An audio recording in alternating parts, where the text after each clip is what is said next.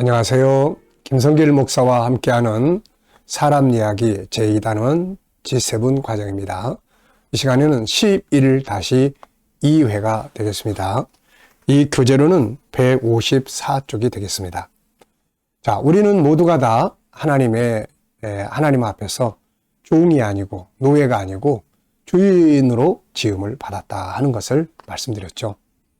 이게 얼마나 감사한 일입니까? 하나님 우리를 노예로 종으로 만들지 않고 주인으로 살도록 만들어 주신 거예요. 자, 그러니까 당연히 우리는 주인에 대한 주연으로 살고 싶어하는 본능이 있는 거죠. 그래서 남의 밑에 들어가면 기분 나빠하고 그건 다 주인의식에 대한 본능이에요. 나도 주인인데 나도 제일 앞에 인정받고 싶은데 나도 이게 주인의식이에요. 요거를 이제 잘못 사용하면 문제가 되고 올바르게 사용을 해야 행복하고 인생을 소복할 수 있죠. 그래서 위치가 어디냐? 위치는 어차피 1, 2, 3, 4 이렇게 나눠질 수밖에 없어요. 근데 그 위치가 1, 2든 2든 3이든 간에 그 있는 곳에서 무엇을 하든 내가 주인의식을 가지고 그 일을 하는 것. 이게 중요한 거예요. 뭐 사장은 사장으로서 주인의식, 과장은 과장으로서의 이 위치에서 내가 주인의식을 가지고 일하는 거예요. 뭐 과장이라고 해서 꼭 사장이 시키는 것만. 이거는 이제 종의 모습이에요. 그런데 그 과장의 자리에서 또 관리인의 자리에서 자기 역할을 스스로 체크하고 스스로 관리하고 연구하고 발전하는 이건 주인입니다. 이거는 이렇게 살자는 거죠. 애들도 공부할 때 막 누가 계획을 짜주면 거기에 의해서 막 끌려가는 게 아니라 지가 짜는 거예요. 지가 내가 쉬는 시간은 언제고 어느 때 가장 머리가 빨리빨리 돌아가고 그 계획을 지가 짜는 겁니다. 이게 주인이에요. 이게 주도적 학습입니다. 자, 그리고 이제 지난 시간에는 어디에 있든지 자기 역할을 분명히 알아야 된다. 자기 역할을 모르면 안 돼요. 자기 역할. 가끔 보면 이렇게 역할을 오버하는 사람, 또 자기 역할이 뭔지도 모르고 그냥 우왕좌왕하는 사람, 뭐 이런 경우들도 너무 많아요. 이게 이런 데서 다 문제가 생기는 거예요. 그래서 어디에 있든 가정, 직장, 사회 어디에 있든 자기의 역할 모르면 물어보면 되거든요. 모르면 이거 저한테 일을 맡기셨는데 어떤 일을 하라고 일을 맡기셨는지 좀 설명을 해주시면 좋겠습니다. 제 역할이 뭔지, 무엇을 해야 되는 위치인지 좀 설명을 해주시면 좋겠습니다. 이러면 좋잖아요. 이게 당신에게 그 일을 맡긴 거는 이러이러한 일을 해달라고 하는 의미다. 이렇게. 그러니까 그 의미를 모른 채로 그냥 아무렇게나 자기 식대로 막 하다 보면 문제가 생겨요. 자, 오늘 11-2에서는 이제 이어지는 내용입니다. 자, 그러면 이제 자기 할 일을 알았으면 최선을 다해서 그 일을 해야 되겠죠. 중요한 것은 자기가 맡은 그 역할을 이루어내는 일입니다. 이루어내는 거예요. 자기 역할을 이루어내는 거예요. 네. 제가 우리 기도원이 있을 때 처음 거기 만들 때 나무를 쫙 심었어요. 근데 그 나무들을 보면서 제가 많이 은혜를 받았습니다. 이유가 뭐냐면 그 나무는요, 내가 심어놓은 위치를 안 벗어나요. 겨울에도 그 자리, 여름에도 그 자리. 뭐 난 더워서 여기 못 있겠다 그러고 딴 데로 가거나 난 추워서 여기 못 있겠다 그러고 딴 데로 옮겨가는 게 아니라 주인이 심어놓은 자리에서 그 자리에서 자기 역할을 충실하게 합니다.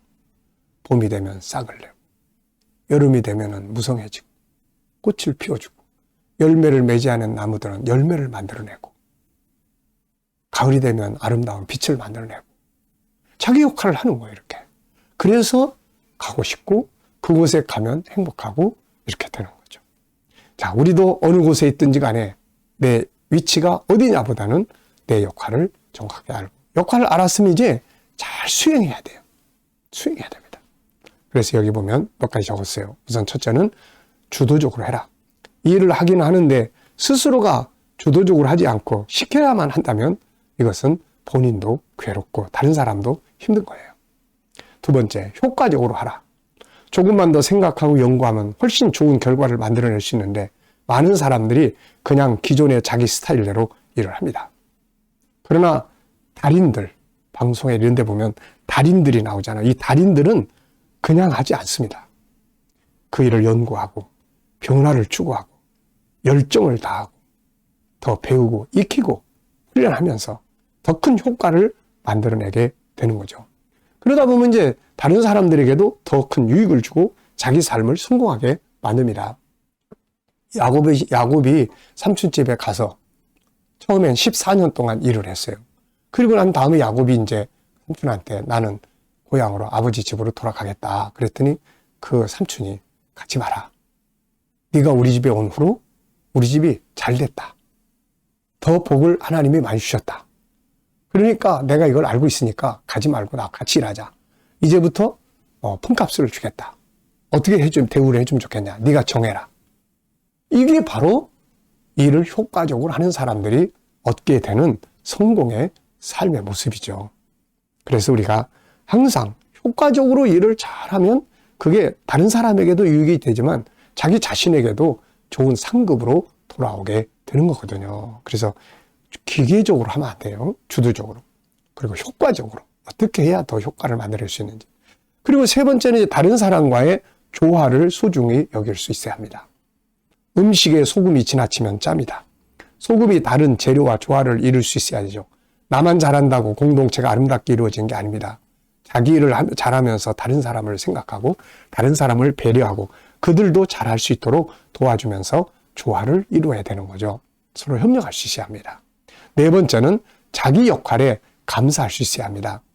많은 사람들이 자꾸 다른 사람과 비교하고 칭찬받지 않으면 속상해하고 다른 사람을 의식하고 많은 사람에게 존경을 받으려고 하죠. 이건 오히려 열등감에 빠지게 만듭니다. 일을 못하게 만드는 원인이 돼요. 그래서 자기 자신의 역할에 감사하면서 이렇게 묵묵하게 해나가면 되는 거죠. 그 다음엔 충성을 다하라는 거죠. 이 충성이라는 말의 의미를 보면은 이 충성이라는 한문을 분석해 보면 충자는 가운데 충자와 마음심이 모여서 이루어지고 또 이게 그러니까 충성은 겉으로 하는 척 하는 게 아니라 마음으로부터 나오는 행동이 돼야 해요. 그 다음에 이제 충성할 때 성자를 분해해 보면 말씀언과 이룰성으로 합쳐져 있어요. 무슨 의미냐면 내 입으로 말한 것들을 성실하게 이루어내는 것을 말합니다.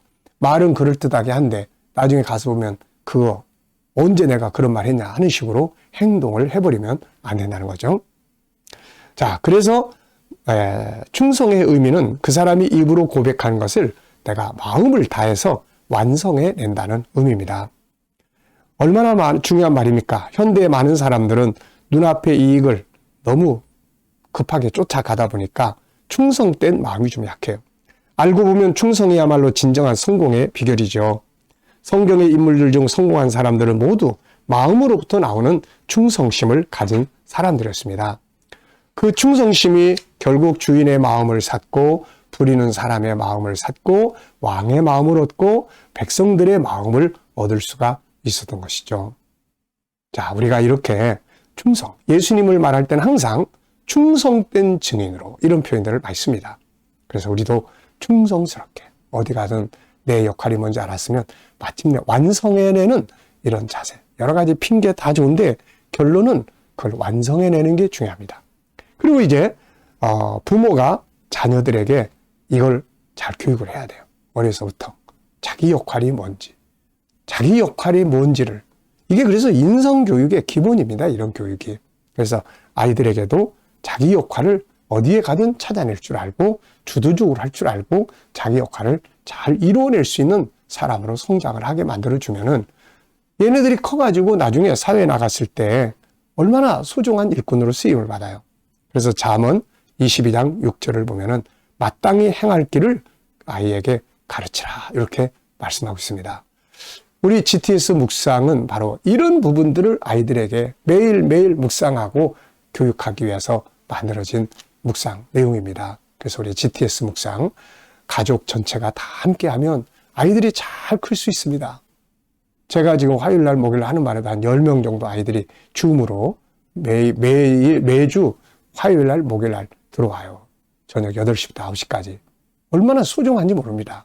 이 아이들이 그걸 보면서 그걸 통해서 학습에 하고 친구 관계에 대해서 고민을 하고 어제도 한 아이가 목사님 친구하고 다투면서 화가 날 때는 어떻게 해야 돼요? 화가 날 때 어떻게 해야 돼요? 정말 좋은 질문 아닙니까, 이거? 그래서 제가 우리 G7에 그거 다스리는 방법이 다 나와 있잖아요. 또 다 설명을 해줬습니다. 자, 여러분. 자, 아이들에게도 어려서부터 이 교육 잘 시켜주는 것이 아이 내면에 있는 이런 것들을 키워주는 것이 바로 진짜 참 교육이에요. 자, 이 시간 말씀은 여기서 마치겠습니다. 감사합니다.